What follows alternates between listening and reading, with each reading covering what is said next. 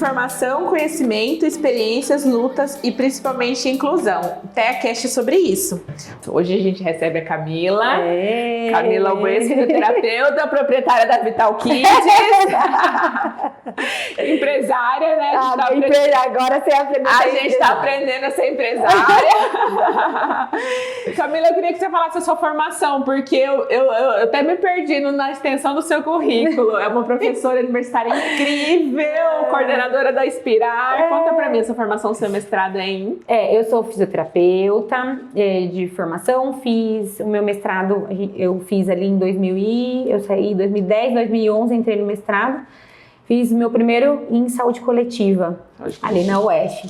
Aí, não cansando de buscar conhecimento, venho de várias formações de capacitação mesmo, né? Desde pédia, básico avançado, Bobat. E aí, agora em 2019, entrei no meu doutorado em distúrbio do desenvolvimento para trabalhar, para estudar mais sobre questões do desenvolvimento dessa criança. E aí, professora universitária, coordenadora da pós-graduação da Inspirar e proprietária, empresária, mãe. É mãe de dois, uma duplinha, né? Os papéis que a gente tem que ter. Esposa do Cleito. Esposa do Cleito e sócia. É isso aí. Camila, eu queria que você me contasse um pouco sobre a sua trajetória profissional, né? Ela acaba envolvendo o pessoal porque acaba envolvendo escolhas pessoais dentro da formação, desde escolher fisioterapia e tudo. Como é que foi? Como é que se deu esse processo? Na verdade, eu escolhi, eu falo, né, que a físio me escolheu, porque quando eu fui fazer a fisioterapia, eu fiz um teste com uma psicóloga para ver o que eu faria. E eu sempre gostei de cuidar de pessoas, então, e principalmente de criança. Então eu entrei na físio por conta da ecoterapia, porque eu me apaixonei, eu fui vivenciar, vi ali a eco, e entrei por conta disso. E aí, a Vital, ela surge no segundo semestre da faculdade, numa disciplina de empreendedorismo. Então, e ela surge por conta do Cleito, né, meu esposo, publicitário. Então, a Vital, no segundo semestre, eu já tinha que eu queria atender crianças de transtornos e distúrbios que na época o que tinha mais era paralisia cerebral.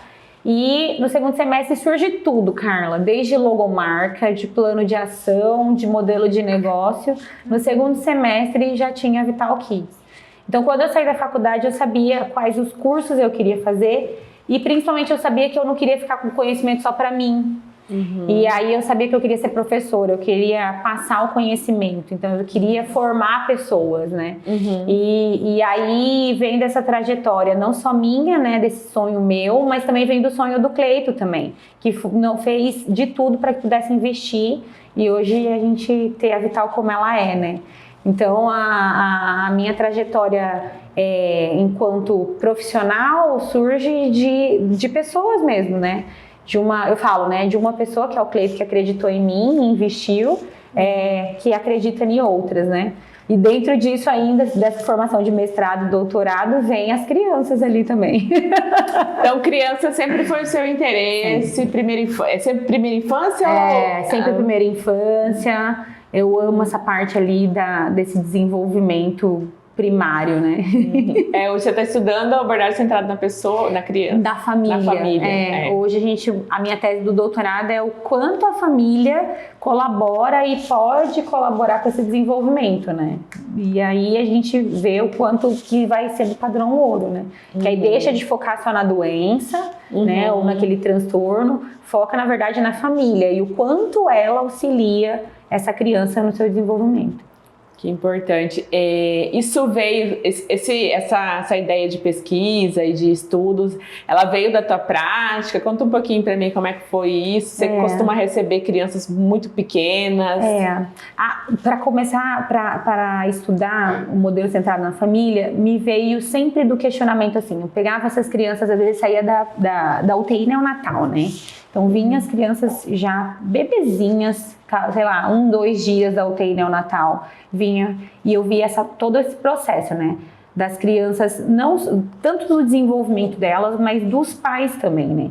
Então, quando surge a minha tese, vem dessa angústia de tipo, tá, a gente pode ter bons tratamentos, mas se a família não está envolvida, ou se a família não entende do desenvolvimento, não só da parte teórica, mas na prática, essa criança não vai ter adesão ao plano de tratamento, essa criança, consequentemente, não se desenvolve. Claro. Né? E aí eu via que não era só dar informação para o pai, era capacitar o pai a entender, a manejar a sua criança, né?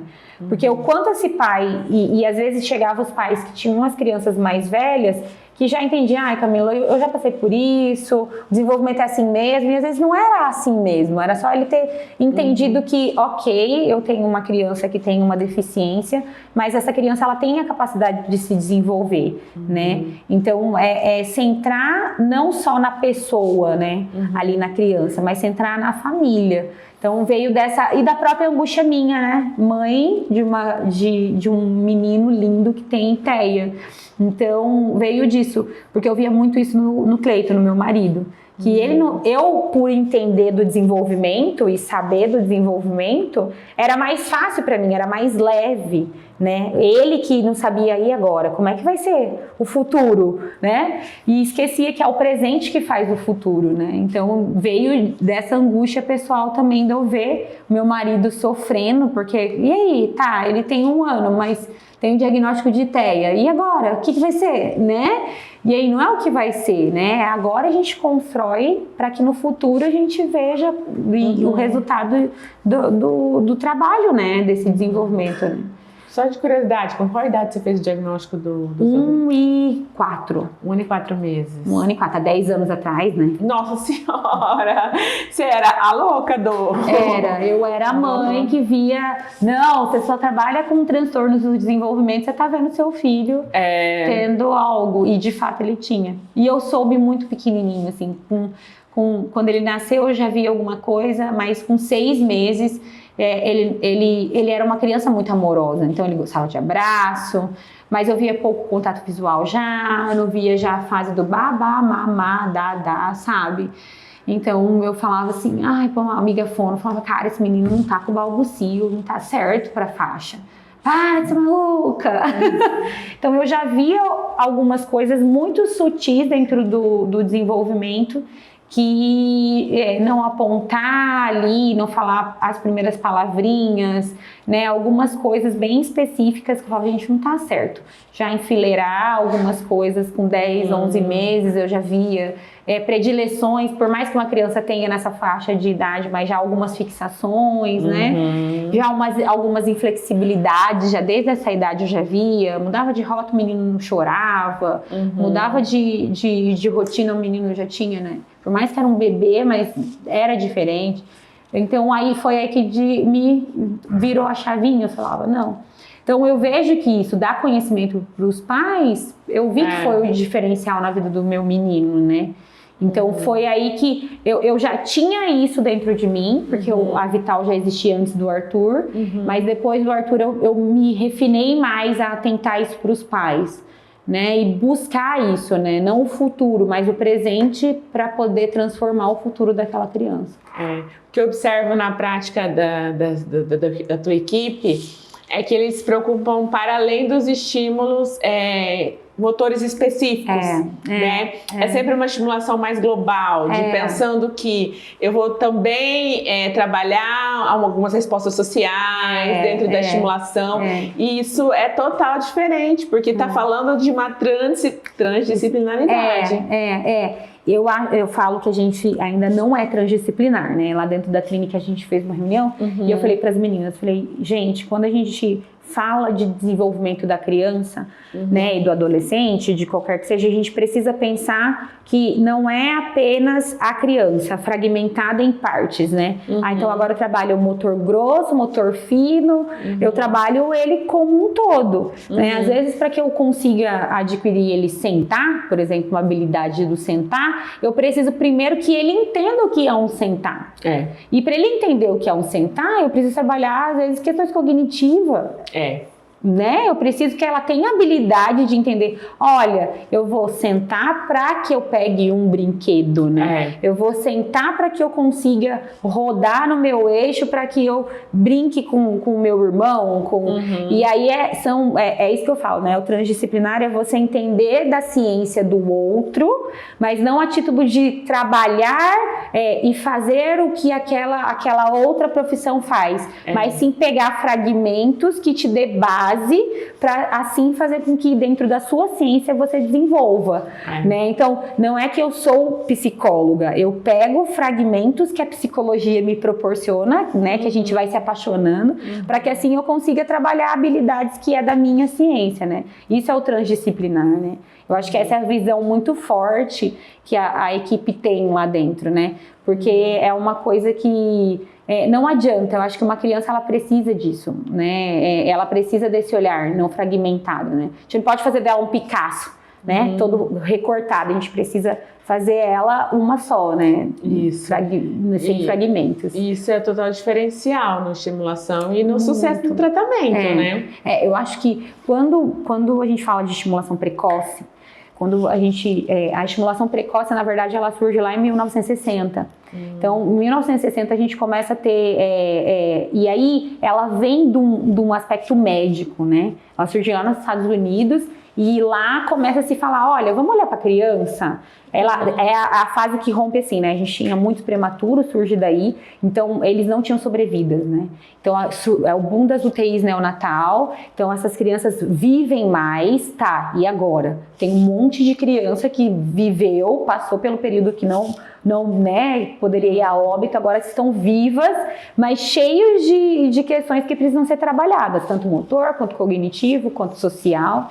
E aí lá surge assim essa estimulação precoce. Então, vamos ter lugares que pegue essa criança e faça um trabalho. Só que pensa só na criança, né? Então, a partir da década de 70, 80, os estudos vêm para fazer uma intervenção precoce. O que é uma intervenção precoce? É o quanto você consegue tirar só aquela criança do centro, trabalhar ela, que a gente fala que tem alguns modelos de Bronfenbern, que é tanto o aspecto intra, né, que é a família, quanto o aspecto social, que aí entra questão de escola, e aí vem para uma questão macro, que aí vem para nós, que é os profissionais que vão cuidar dessa criança para que ela se desenvolva nesses ambientes. Então, quando a gente fala de intervenção precoce, é muito mais ampliado o olhar que a gente precisa, né? Que às vezes eu acho que é a grande sacada da intervenção precoce. É o quanto você intervém naquela criança nos contextos. Então, não adianta eu só trabalhar habilidades do sentar naquela criança dentro da minha sessão da fisioterapia. Ela é fundamental? Mas ela não é essencial. Às vezes, trabalhar o sentar daquela criança, a habilidade do sentar em casa, trabalhar a habilidade do sentar na creche ou na escolinha é muito mais importante, às vezes, do que só ali dentro da clínica, onde que terapêutico, né? da parte terapêutica. Então, é muito legal isso.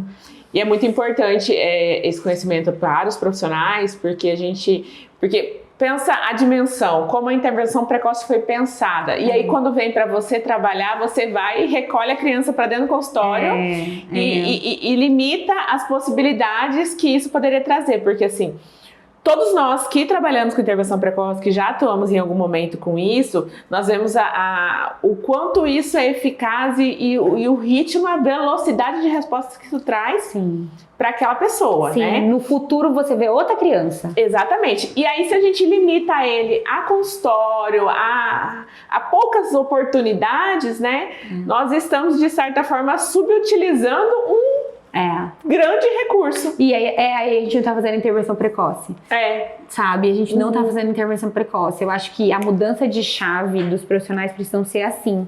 Precisa entender que não é só uma parte, né? É um todo, né? Eu costumava, a gente erra para poder acertar, né? É uma maturidade. Eu costumava fazer aquele checklist para os pais, sabe? Aquelas folhas e folhas. Faça em casa, né? E aí a gente começa a ver que fazer em casa não é a mesma coisa de treinar os pais, né? E aí eu achava que era só pai e mãe, e aí você coloca uma babá ali para que treine aquilo. Não! Às vezes você treinar o avô a brincar de serrador com a criança é um super treino, né? Que vai fazer muito mais conexões cerebrais para que ele aprenda a sentar do que só você trabalhar ali. Coloque um banco para posturar, sente, não é só isso, né? Então, a habilidade de, às vezes, vou para um churrasco dos meus amigos e eu tenho filhos de outros em que eu posso colocar meu filho ali para sentar. Ali é uma intervenção, né? Então, é capacitar não só o pai e a mãe, mas a família como um todo. Porque é lá que a criança vai estar inserida. É lá que começa. Qual é o primeiro núcleo social da criança? É a família. É a família. Então, é lá que começa a intervenção precoce, né? O olhar da família em torno dessa criança, né? Às vezes eu falo muito para os pais assim, ele chora muito, dói a terapia. Eu falo, não, é a forma que ele tem de se comunicar. Ele tá falando, não mexe em mim, porque eu não quero, né? Ou, os menores né, de 1, 2 anos, ele não para. Será que não para? Porque não quer parar, né? Claro que tem algumas habilidades, mas o quanto esse ambiente está enriquecido para que ele queira poder ter essa habilidade, né? Às vezes chega muito crianças com TEA pequenininha e aí vem para avaliação da fisioterapia. E aí é uma das coisas, tem que apontar, tem que chutar a bola, né? Você entende? Mas a criança não gosta da bola, a criança quer saber do carrinho. Né? A criança não é o interesse dela. Apontar para quê? Né? Às vezes eu vou trabalhar muito mais o apontar a título de eu trabalhar uma habilidade com DDoS, uma habilidade de outras coisas, olhar o contexto que aquela criança está inserida e o que tem de interesse para ela. E aí você vai intervir para que lá na frente ela consiga apontar, por exemplo, né? Então, a intervenção precoce, hoje, né, eu quando eu dou o curso, eu falo muito isso, é você olhar não só para a criança, mas você olhar para o contexto que essa criança está inserida, para que assim você desenvolva ela, né? Que é o mais bacana. Exatamente, pensando que é isso que vai trazer a mudança que a gente espera para a sociedade de um modo geral. E aí a gente entra nisso, né? Porque é muito fácil a gente falar de um núcleo familiar, mas a sociedade também faz parte dessa criança. Eu falo que as mães perguntam para mim, eu fico com medo de entrar na escolinha. Eu falo, cara, você já vive a escolinha quando você vai para um churrasco, né? Quando você vai para um parquinho, quando você desce no seu prédio e vai fazer uma reunião e leva essa criança. Então, isso você já está inserindo ela dentro da sociedade, né? Então, existem algumas famílias que têm medo de inserir essa criança dentro de uma sociedade. E a criança só fica naquele núcleo familiar. E esquece que é necessário você também ter essa integração, né? Então, eu falo, a escolinha é só lá na frente, mas você já começa a inserir essa criança dentro do contexto social. É dentro da igreja quando você leva. Né? Ali já é um lugar onde você consegue fazer essa inserção social, né? E aí, às vezes, eu falo muito isso. A intervenção precoce, ela tá ligada com quanto você capacita essas pessoas que estão ao seu redor, né? Então, capacitar os pais para que os pais capacitem os amigos, né? A entender essa criança. Sim, ela vai chorar, vai pôr a mão no ouvido. Por quê? Né? Sim, ele é um bebê que precisa ainda de suporte para poder sentar. Sim, ele é um bebê que precisa ainda de ele não controla a cabeça, né? Mas, eu ensinar o meu amigo a manejar. Exatamente. Né? Eu ensinar as pessoas, o contexto social em que a gente está inserido, a manejar o meu filho também é importante. Isso é inclusão, né? Aí a gente pensa em práticas inclusivas, né? De às vezes, né, o teu colega não tem a mínima ideia do que incomoda teu filho, Sim. do que ele poderia fazer para te ajudar, enfim. Eu acho que se a gente transpor essa barreira de falar mais disso, de poder, né, se colocar à disposição para estar orientando, eu acho que isso também ajudaria muito nesse processo. Muito, porque a parte da intervenção é uma parte muito doída para a família. Porque é aquilo que a gente estava falando, é o romper daquele filho que é idealizado. Né? A gente idealiza nossos filhos muito antes deles nascerem, né? Então, é uma parte onde a intervenção ela não está só ligada com quanto você tem de técnica. Hoje, eu, Camila, 12 anos depois, eu olho e falo, não é o quanto você tem de técnica, mas é o quanto você tem de habilidade para gerar naquela família que ela entenda o que aquela criança precisa. Como você consegue ter sensibilidade para acessar essa família. Né? Porque às vezes eu posso ter o Bobat avançado, o Bobat Baby, feito lá no Centro Bobat de Londres, feito RTA, feito qualquer que seja a técnica dentro da minha ciência que eu tenha, para ter a melhor habilidade técnica para tratar aquela criança. Mas não é só isso que vai fazer a diferença. Porque ele pode passar, o bebê pode ficar 40 minutos comigo todos os dias, bora lá, ser bem carrasca com esse bebê. Mas não é o banho da mãe que vai fazer desenvolver. É o quanto a avó vai olhar no olho dessa criança, dar carinho para que ele fique no colo dessa avó com controle. Você entende? Então hoje eu olho a maturidade hoje que eu tenho é essa. Não é a sua técnica que vai transformar, ela ajuda essa criança. Mas o que transforma é o quanto você capacita essa família. Intervenção precoce precisa assim, de um profissional muito capacitado para ter um olhar técnico, de saber o momento certo de agora ajusta, agora você faz as intervenções técnicas, mas precisa de um profissional com uma sensibilidade, um olhar muito grande para saber, não, agora, o que não está dando certo? Ah, a criança está sentando, né? Sempre a angústia. A criança está sentando, a criança está sentando, a criança... Mas o que é sentar? Hoje, para mim, sentar numa cadeira é sentar no banco é sentar no meu colo é sentar, né? E às vezes, quando você começa a mostrar isso para a família e para a sociedade, nossa, ela está sentando. E aí você começa a entender que o sentar é importante para a criança ver o mundo de forma horizontal. Para a criança sentar para poder comunicar, seja verbalmente ou não verbal, né? Então tem várias coisas que a gente... Aí só não trabalha uma habilidade, que é o sentar, a gente trabalha outras, né? Que facilita. Aí trazendo para análise do comportamento, né? Enquanto você falando, eu vou pensando em várias questões do quanto isso é reforçador. Porque o ambiente ele é reforçador, né? Porque se ele vai sentar e nesse momento ele vai conseguir visualizar melhor o ambiente ele está, ele vai ver situações que agradam ele vai conseguir ter acessos, isso é reforçador para ele, o comportamento vai se repetir. É isso aí. Né? E é isso que faz com que ele aprenda a habilidade. Exatamente, porque ele vai ficar cada vez mais motivado a repetir esse comportamento.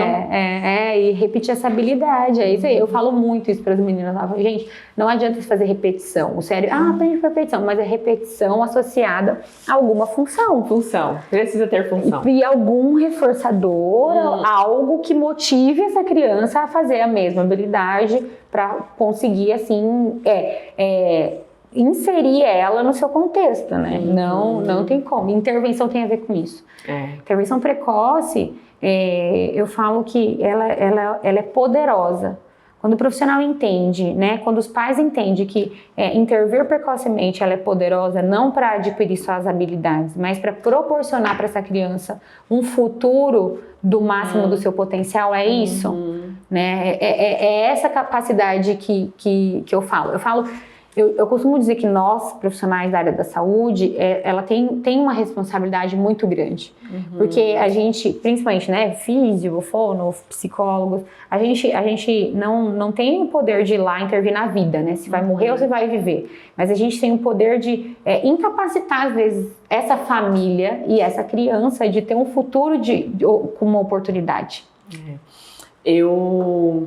A gente se conhece desde quando eu trabalhava na creche, né? É verdade. De bebês a 5 anos. E eu costumo dizer que os pais precisam passar pela educação infantil, né? Para vivenciar isso, porque é uma grande oportunidade de se desenvolver, né? Eu acho que a intervenção precoce, ele tem esse papel de conseguir proporcionar e dar condições para esse pai vivenciar esse momento do luto do filho idealizado. Com certeza. Saber que ele tem condições de, a partir daí, continuar e pensar em estratégias para se desenvolver e para ela desenvolver essa criança, né? E como isso traz condições e situações para que, enfim, esse momento seja um pouco menos difícil. E aí eu acho que assim, eu falo, né? Para mim, hoje o diferente é normal. Exatamente. Entendeu? Pra mim é tão natural isso que eu não consigo ver como diferente. E eu acho que é isso, né? Às vezes são pais que... são pessoas que nunca vivenciaram algo diferente, né? Na cabeça deles. E aí eu falo, o andar, né? A ansiedade, às vezes, da família de andar. Vai andar. Vídeo fono, andar e falar. Quando que vai andar? Quando que vai falar? Quando? E aí esses dias eu disse para uma mãe, mas ele já anda. Não, Camila, ele não anda. Ele anda no andador. E é bonitinho, porque ele anda para fazer algo. Ele anda para dar um beijo na mãe, ele anda para pegar uma bola, ele anda para abrir a geladeira, né? Ele anda. Então, não é o eu e você, o andar que nem eu e você, para mim é o anormal, mas andar numa cadeira de roda motorizada, né? Às vezes esses pais de bebezinhos têm essa dor, né? É muito doído você imaginar seu filho numa cadeira. Mas aí, a primeira mudança de chave foi quando eu fui para um congresso, em 2019, o Congresso Mundial de Paralisia Cerebral. E eu cheguei lá na Califórnia e eu fui cuiabana, raiz, né? Não tem essas experiências. Cheguei lá no café do Starbucks e daí, tava toda feliz com os cafés. E lá a pouco veio um menino enorme, devia ter minha idade lá, seus 29 anos, uma cadeirona, tocando a cadeira sozinho. E ele não mexia um braço, era a cabeça dele que ele inclinava pro lado da cadeira e vinha. Dali a pouco, e aí eu pensando na intervenção precoce. Dali a pouco esse menino para e eu já com a boca aberta, parada, olhando para o menino. Dali a pouco o menino toca com o outro lado a cabeça e ele tem esse movimento só da mão. Vem uma mão mecânica, pega o copo, coloca o café e leva a boca do menino. Nossa. Quando que você acha que começou? De autonomia. Quando que você acha que começou a intervenção desse menino? Em gerar nele não a habilidade de sentar, de andar, de nada, mas sim de dar autonomia para essa criança, né? Então ali foi uma mudança assim de 360 na minha prática clínica de intervenção. Agora em Portugal também é muito legal. Era uma adulta de 35 anos dando uma palestra pra gente. Ela não andava. Ela tinha um ventilador mecânico e ela estava numa cadeira, tudo bem com muita disartria, né? Mas assim, o celular dela aqui, ela tocava a cadeira dela, ela morava sozinha, sabe? Ela tinha alguém que ia lá, colocava ela na cama, tira ela da cama de manhã, coloca lá, dispositivos que se ela precisar ter alguma intercorrência de noite, mas ela mora numa casa sozinha. Aí mais uma vez eu digo, quanto a gente tem preparado os nossos bebês para terem autonomia, mas ele é grave, por mais grave que ele possa ser, o quanto a gente tem gerado isso na vida dos pais e nós enquanto profissionais para pensar em autonomia. Eu sei que o modelo, né, do Brasil, o nosso modelo, né, é mais empático, filhos, né, mais nossos, e principalmente crianças que tenham qualquer transtorno do desenvolvimento. Mas o quanto a gente pensa em dar autonomia para essa criança, né? Crianças com síndrome de Down, por exemplo, quando a gente pensa em intervenção precoce, eu sempre digo para os pais, vamos construir ele agora, né, para que ele tenha autonomia no futuro, né? E como isso muda o processo da pessoa se ver, né? Porque a partir do momento que ela se vê com mais autonomia, isso dá um empoderamento para ela, isso a autoestima muda, isso é altamente reforçador e motivador. Sim, e aí você dá habilidade para essa criança. Ela vai crescendo falando, não, por mais grave que ela seja, você não limita ela. Você não limita. O que me dói, né, a gente falando, é ver os adultos. Eu tenho um adulto lá com paralisia cerebral de 35 anos que nunca foi alfabetizado. Porque ninguém nunca na intervenção precoce falaram para os pais e para ele que ele estava limitado àquilo, apenas uma cadeira. Nunca falaram para ele que ele podia ter uma cadeira de roda motorizada, que ele podia sim ser alfabetizado e preparar ele para a ciência que avança. Hoje a gente tem comunicadores ocular. Hoje a gente tem comunicador que não precisa de habilidades motora fina, né? Então, olha o quanto preparou esse hoje, né, um homem de 35, podia estar trabalhando. Exatamente. Podia estar trabalhando, né? Por quê? Porque dentro da intervenção precoce, o modelo ainda é um modelo médico, ainda é um modelo tecnicista. A gente tem um artigo dentro da fisioterapia que mostra quantos de artigos mostram que a intervenção precoce é feita, né? Mostra ainda muito técnica. A técnica A dá certo, a técnica B dá certo, a técnica C tem evidência, mas esquecem de centrar na família e dar autonomia para essa criança. Não é a técnica A, B, C ou D que vai dar autonomia, é o quanto você empodera, né? E aí a gente vive essa era da questão, né? Das técnicas, né? Das abordagens, mas a gente precisa entender que não é só a técnica, é o quanto você consegue dar autonomia, né? Eu estava em conversa com uma família e aí eles falavam muito disso, de que eu não estou preocupada em protocolos, eu estou preocupada que alguém olhe para o meu filho, que alguém o veja nas suas potencialidades, nos seus déficits e a gente consiga conversar sobre isso, né? Consiga pensar em o que seria uma prioridade para trabalhar com ele. Isso. E eu me senti bastante tocada quando eu ouvi isso, porque eu entendi, né, que o que as famílias precisam hoje, que eles estão buscando, né, ao buscar uma intervenção. E a paciência, eu acho que o profissional que atende intervenção precoce tem que ter muita paciência. Só que estudando o modelo centrado da família, há uma grande diferença entre você ter paciência e você treinar os pais. E não mimar. Porque às vezes a gente pensa que é mimar os pais. Confundem acolhimento com não ter limites. Isso. E aí é a hora que eu falo muito isso para as meninas. A gente precisa sim dar as informações no momento certo. A gente precisa sim empoderar essa família. Mas a gente não pode também ser profissionais que só ficam fazendo o que eles querem. Modelo centrado na família não é fazer. Intervenção precoce não é fazer tudo que o pai quer. Fala, não, ele vai andar mesmo. Ou não, ele não vai andar. Não, vamos olhar a autonomia. O que o andar faz dele? Se deslocar? Então existem várias maneiras de se deslocar, né? Mas ele não tem uma habilidade, por exemplo, social. Então, o que eu, enquanto fisioterapeuta, posso auxiliar para adquirir uma habilidade social? Ele precisa arrastar, engatinhar, né? Então, é isso que a gente precisa entender também, porque às vezes a gente não escuta o pai ou escuta demais e tenta agradar demais. Então, é isso que é legal, né? É você acolher, ouvir e saber dosar isso tudo, né? Interessante. Camila, dentro da tua prática clínica, existem algum pré-requisitos que a criança tem quando ela chega para você? Você fala, isso é intervenção precoce, isso aqui é um indicativo que ele precisa. Como que funciona esse processo? Sempre o que eu falo muito para as gurias a intervenção começa já ali na anamnese dos pais.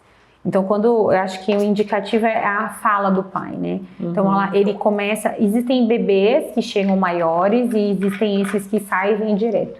Então, quando você começa essa entrevista com os pais, você já começa dali tirar indicadores, né? Então, a anamnese, ela é fundamental para você começar a identificar os atrasos dessa criança.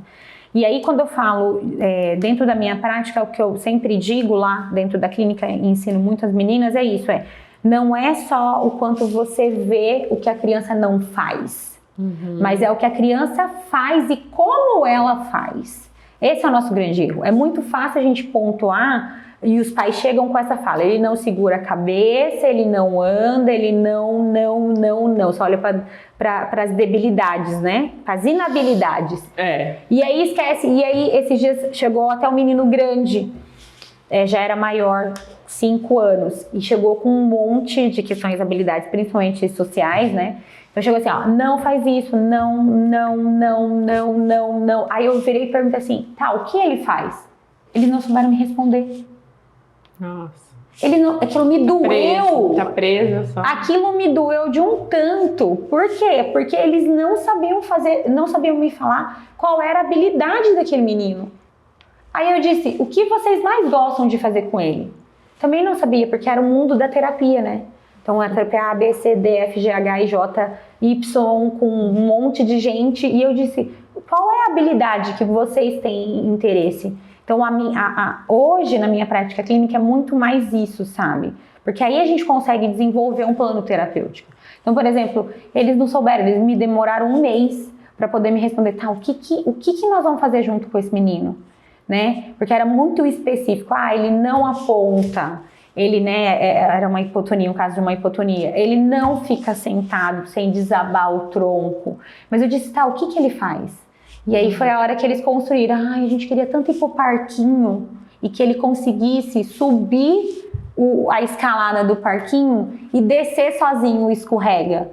E o guri pode treinar essa habilidade de fazer isso. Aí é a hora que parece milagre, né?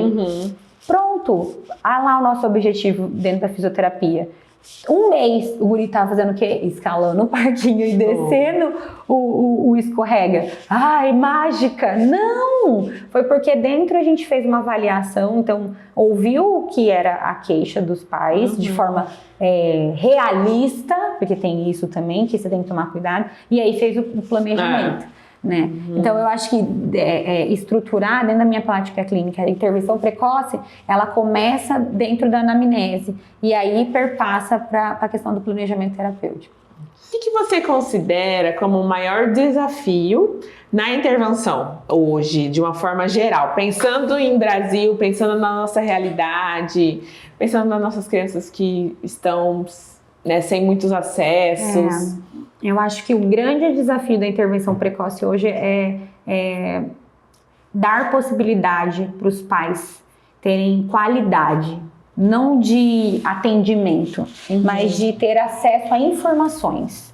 Até a Cash está para aqui, para isso. Para informação, eu acho que às vezes o pai pode até ter boas terapias, mas ele não tem acesso às informações, sabe? Que perpassa só ter técnica ou só ter um atendimento, é informação. Às vezes é o pai que chega e nunca parou para pensar que aquele filho não vai ter aquela habilidade. Não vai. Às vezes me dói, né? Tem pai que não, o filho nunca vai andar. Mas não é andar que é a diferença na vida daquela criança, é dar autonomia para aquela criança, é acreditar no potencial. E às vezes tem umas coisas ilusórias, né? Que o potencial é andar. Não, o potencial às vezes é ele, mesmo numa cadeira de roda motorizada, ele conseguir ter autonomia, ele brincar na educação física, né? Às vezes chega um bebezinho que a gente vê que nunca vai andar, mas que ele pode, lá na hora que entrar na escola, ficar em pé no andador e as crianças brincarem de bola.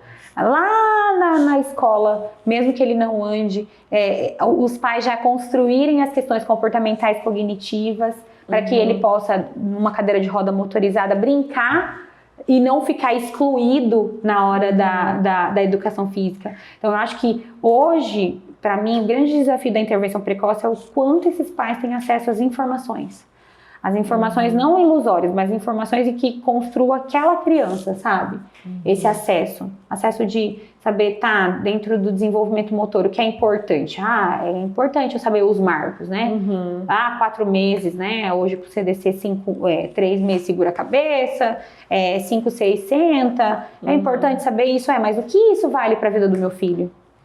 Né? O que, meu filho não segura a cabeça. Mas se ele não segurar a cabeça, eu dar dispositivos que facilite ele para olhar para o meu olho, né? Para ele ver a irmã brincando, isso já é um grande desenvolvimento para ele. Então eu acho que é esse tipo de informação que falta, né? Eu acho. Às vezes a gente, enquanto terapeutas, fica muito em nossa bolha de terapeutas. Sim. E aí não proporciona essa possibilidade de levar mais informação, porque realmente é isso que vai trazer as mudanças, dos pais saberem que eu posso pedir isso, ele tem condições de me oferecer isso, né? Eu não vou estar violentando meu filho se eu, né, exigir um pouco mais dele. E tem hora também, assim, em dar informação para esse pai, assim, tá tudo bem também tem hora não fazer. Né? Esses dias uma mãe chegou para mim, eu vou viajar durante 2 semanas. Aí ela vai ficar com desalinhamento, aí a mão vai fechar mais, vai mancar mais. Eu disse, tá tudo bem, são 2 semanas, né? O que são 2 semanas? É onde você vai para casa da sua avó, ela vai brincar mais, tá tudo bem. Ela volta depois para a rotina dela. Mas vai perder muito. Mas é a balança. Às vezes é necessário perder para que você ganhe dentro de outro aspecto. É isso que eu ia falar, ganharia em outras habilidades. Sim, social, que é uma coisa que essa menina em específico precisa muito, né? Porque é só as duas sozinha, imagina. A mãe e a filha sozinha o tempo inteiro. Ir para casa da avó é muito bom, imagina. É na terra, é subir e descer, é os tios. Então, são essas informações que às vezes eu acho que a intervenção precoce precisa. Sim, a gente tem momentos que é necessário que essa criança tenha continuidade terapêutica, isso é fundamental para o desenvolvimento de uma criança, mas saber também que ter a balança, eu digo muito isso para os pais. Às vezes tem um monte de terapia, né? Tem físio para fazer, fono para fazer, TO para fazer, psicologia para fazer, pedagogia para fazer, blá, blá, blá, é aquele tanto de gente. Aí eu sempre falo para os pais, o que nesse momento é mais importante, que é prioridade para o desenvolvimento dela? Tudo Não. Porque às vezes dentro de casa está um comportamento opositor terrível. Então é a físio que é importante nesse momento? Não. A psicologia nesse momento é importante. Então a gente contrabalanceia. Mas aí vai mancar, aí vai desalinhar. É a balança. Eu tenho a consciência de que vai ficar mais desalinhado, mas eu também sei que vai melhorar o comportamento. Melhorando o comportamento, ele vai poder socializar melhor na escola. Aí esse que tá mancando mais vai correr na escola. Não, e vai ter muito mais adesão, porque se você consegue organizar o comportamento, ela vai seguir mais regras, ela vai conseguir seguir os comandos da fisioterapia. Entendeu? Então é isso que eu falo pros pais, calma, tá tudo bem. Mas demorou um tempo para que eu pudesse entender isso, é isso que eu falo. O desafio enquanto terapeuta não é fácil. Porque pra mim, pau, pedra. Então a criança, pra não deixar desalinhada, tem que fazer. Não vai viajar. Faz tudo. Amor de vó pra quê? Não, manda a vó vir, né? Que eu já vou treinar ela também. Aqui também. Não, é necessário a gente ter essa prática, né, também. E aí a gente vê os artigos falando isso, a gente vê modelos ouros, né? De avaliação sendo feito dessa maneira, né? E aí você fala, nossa, e aí é uma construção. Aí você fala, ai meu Deus, era verdade, se ficasse aqui 2 semanas, não ia voltar. E volta 2 semanas depois, mas vamos, é importante, né? Exatamente. Pensando em todo o teu estudo, em toda a tua bagagem, os congressos que você participa e tudo que você já estudou, o que você acha que no Brasil poderia ser implementado, de repente pensar em estratégias para implementação de políticas públicas, para que a gente conseguisse dar o mínimo de condições para algumas famílias que infelizmente não têm acesso. Eu acho que a primeira coisa é da educação continuada para os profissionais, não dentro, né, eu agora falando enquanto professora, isso. Sim. Dar oportunidade para os profissionais de aprenderem mais sobre as abordagens que focam na família. Eu acho que é isso. Eu acho que quando, dentro do curso, né, que eu dou de intervenção precoce, hoje eu foco, tem uma parte só de um modelo centrado da família. Porque quando a gente centra na família e a gente dá para esse profissional a oportunidade de entender, ele para de ser só tecnicista, ele vem para uma visão mais holística, né, que é o modelo biopsicossocial, Então ele olha o contexto daquela criança, né? Então eu acho que as políticas deviam ser voltadas, por mais que existem algumas sim, mas, por exemplo, ainda no Brasil a gente não pode ter um modelo transdisciplinar. Porque aí o seu conselho vai brigar comigo, porque se eu for na escola para auxiliar uma questão, não é? Uma questão, eu tenho que ir, né? Aí o nosso conselho, que é da fisioterapia e também da terapia ocupacional, aí a terapeuta ocupacional vai ficar chateada porque eu vou ver a adaptação, mas não estou vendo a adaptação de cadeira só, né? Então eu acho que também falta isso. Eu acho que se existissem políticas e que implementasse essa visão mais holística, essa visão mais biopsicossocial da criança e da família, isso também mudaria, consequentemente, a visão com que esse profissional hoje sai da faculdade. Né? E às vezes, na própria faculdade, a gente tem poucas oportunidades de atuar dessa forma integrada. Sim, muito pouco, onde você não consegue ver o outro, né, enquanto te construir, né. A Carla, psicóloga, tem muito mais a me construir enquanto fisioterapeuta do que, às vezes, um curso de extensão, né, que eu vou aprender uma técnica. É muito importante fazer. Isso me dá habilidade técnica. Mas, às vezes, você me falar de habilidades sociais é muito mais importante para que eu construa atividades, né, motoras com esse conhecimento, né? Com esse conhecimento. Quando a gente fala, quando surgiu a Símbolos, que é a nossa clínica de intervenção multidisciplinar, mas ela é pautada na análise do comportamento, é justamente pensando nisso, que a análise do comportamento é uma ciência. E aí o físio pode atuar dentro dessa ciência, né, com as técnicas específicas da fisioterapia. O fonoaudiólogo é a mesma coisa. Enfim, todos os profissionais envolvidos ali. E é justamente pra gente conseguir, na verdade era uma curiosidade mesmo, pra testar, pra ver se funcionava. Vamos ver se esse negócio funciona mesmo, né? De conseguir integrar todo mundo. Né? É um trabalho, assim, árduo. E é contínuo. Eu falo, né? Eu tava fazendo o plano de carreira das meninas, e aí uma das questões que entram é quais cursos pré-requisitos para poder entrar dentro da clínica, né? E aí todo mundo tava esperando, faça Bobat, eu disse, não. Comportamento. Análise do comportamento. Todo mundo ficou me olhando assim, mas Camila, não tem a ver com a fisioterapia. Eu falei, mas é de lá que sai, né? Entrou um profissional lá na clínica e disse, o que eu preciso começar a estudar? Comportamento. Porque se você não manejar o primeiro comportamento, você não vai conseguir fazer intervenção nenhuma. Você não vai conseguir entender também sobre o comportamento daquela família que está trazendo um monte de demandas para você. Sim. E aí como é que você vai conseguir manejar essa situação e lidar com como isso também impacta em você? Aí já trouxe pra terapia, né? E eu já falo assim, olha gente, além de tudo terapia, pelo amor de Deus, façam terapia. Porque você vai conseguir ver o quanto, às vezes eu não vou dar conta de entender esse caso. Não vai. Porque entra muitas coisas minhas. Isso aí, é isso mesmo, Entram em questões muito particulares da gente e não vai dar certo, não vai. E você sabe que a mudança dentro da minha prática clínica foi com um paciente, que foi seu também. Foi a partir desse, porque eu tinha a melhor técnica do mundo, né, de evidência, mas eu não conseguia tratar. Né? Hoje ele tá com o quê? 9, 10, o da Camila. 10 anos. E eu falava, cara, e agora? Como que eu vou manejar? Eu tinha a melhor técnica do mundo, mas eu ia lá e não conseguia fazer. Hoje anda, né? Coisa mais linda. Então, assim, mas não era isso que fez a diferença. Foi eu entender do comportamento, para aí eu conseguir fazer a minha parte técnica. Exatamente, o que motivava, o que reforçava, o que como precisava. E às vezes eu tinha que ficar meia hora sacudindo a bolinha, porque ele achava engraçada a bolinha aqui em cima, e aí eu conseguia fazer os manuseios com ele, né? Exatamente.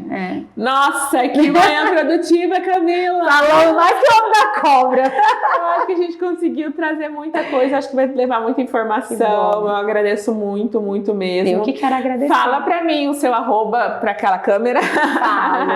O meu arroba é @VitalKids Cuiabá. Esse é da clínica e o meu é @Camila Albuez. Certo, gente, sigam, tem muita informação. Eu fico lá assim, Camila olhando as informações. Aí ela fala uma coisa, eu vou lá no Google, já começo a pesquisar. Porque é muito importante. E de fato, eu tenho muito essa concepção de que a gente integrado, entendendo um pouco mais sobre as outras. O que o fisioterapeuta espera do psicólogo, por exemplo, nessa que eu posso contribuir, Sim. isso faz total diferença. Sim, sim. E eu acho que enquanto os profissionais não entenderem que um constrói o outro, a gente não vai conseguir desenvolver as crianças. Então, é o quanto a habilidade que você tem de entender que o outro te constrói, né? Para que assim essa criança ganhe muito mais. Camila, muito obrigada pela participação, por ter aceito o convite, as nossas remarcações e tudo. Seu trabalho é fundamental para a sociedade, tá? Parabéns. Eu que quero agradecer você pela oportunidade de estar aqui conversando, falando. É tão bom rever você, é bom trocar, é muito bom. Saiba do carinho e da admiração que eu tenho por você. É recíproca. E obrigada pelo convite. Obrigada a vocês, gente. Vamos seguir a Camila, vamos seguir os arrobas do TeaCast, @TeaCast, vamos divulgar, vamos levar informação para as pessoas. Isso mesmo. Obrigada.